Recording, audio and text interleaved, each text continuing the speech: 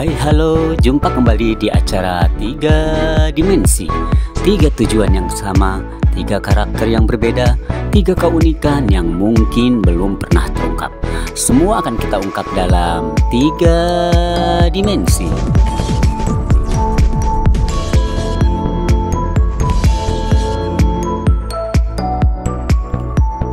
Di episode kali ini kita akan membahas tentang 100 judul film Lydia Kandou. Ada film apa sajakah? Semuanya yuk kita lihat kembali di 3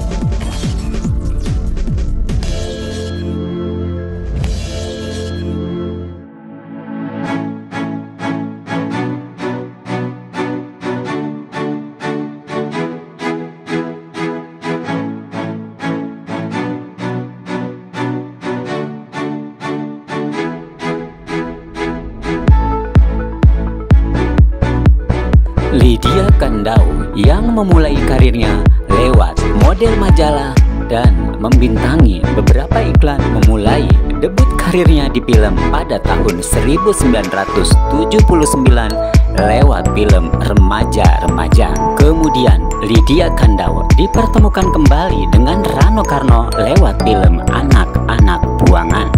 Kemudian Lydia Kandou dipasangkan dengan Herman Pelani lewat film Mencari Cinta. Kemudian Lydia Kandou juga terlibat dalam film Wanita Segala Zaman bersama Roy Martin. Masih di tahun yang sama ada film Pelajaran Cinta.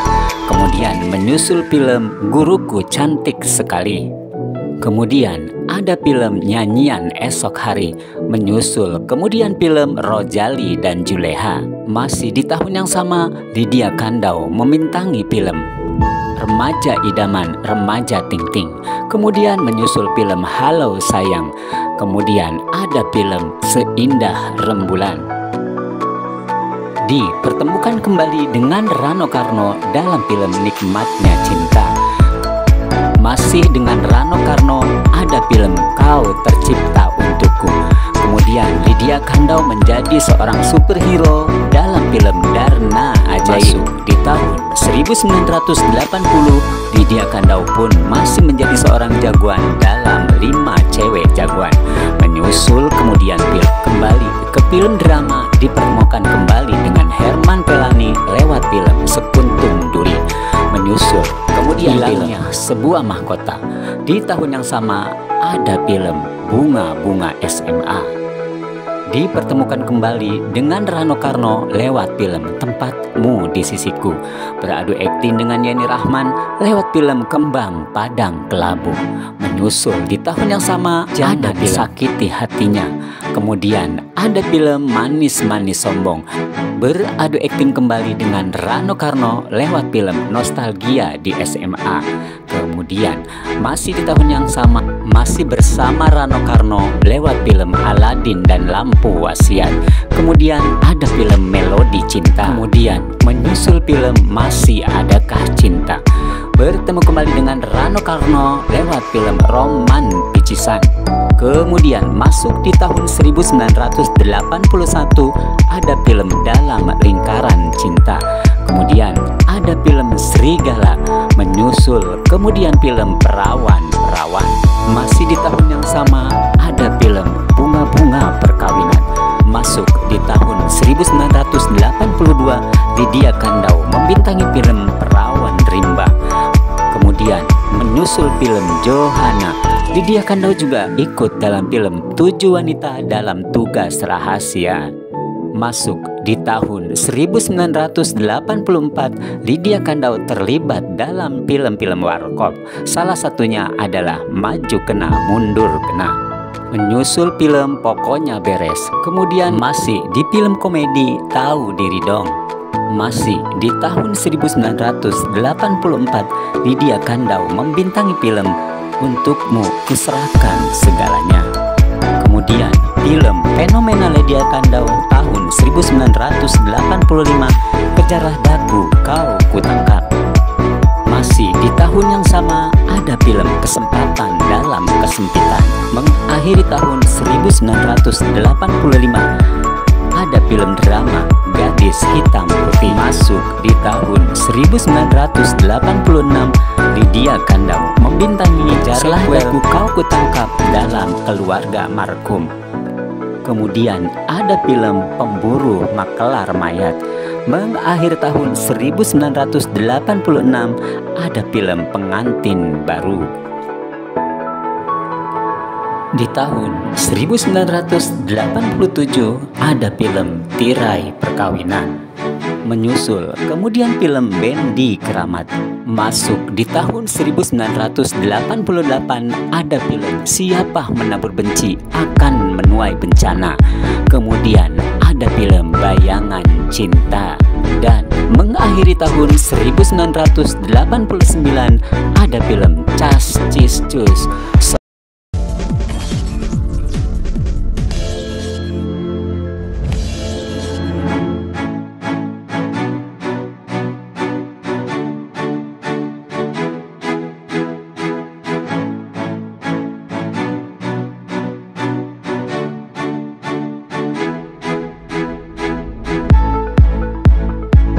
Masuk di tahun 1990, Lydia Kandau masih banyak membintangi film.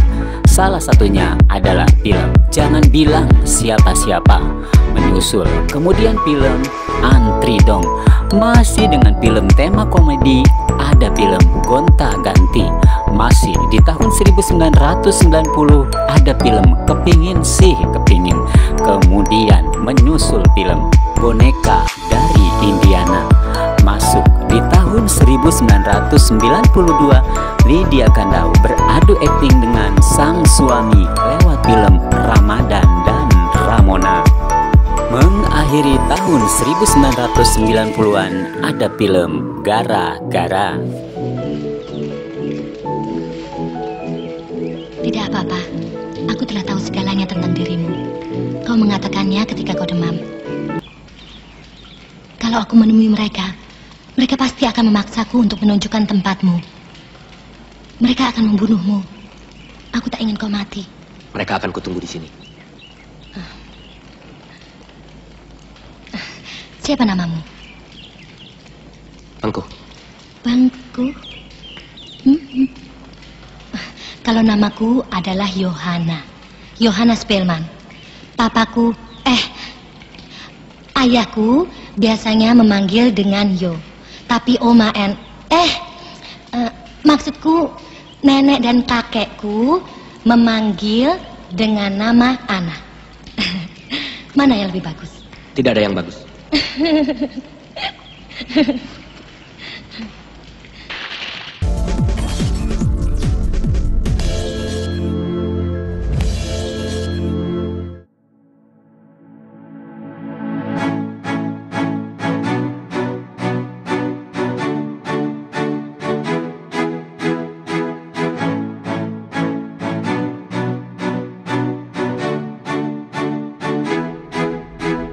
Vakum 10 tahun bermain film karena banyak membintangi sinetron. Lydia Kandau kembali setelah 10 tahun dalam film Fantasi di tahun 2004. Kemudian di tahun yang sama ada film The Track. Kemudian menyusul film Ketika. Di tahun 2005 ada film Pina Bilang Cinta. Kemudian masuk di tahun 2011, Lydia Kandau membintangi film Kejarlah Jodoh Kau Kutangkap. Menyusul kemudian film Honeymoon, Persembahan Terakhir, dan masih banyak lagi.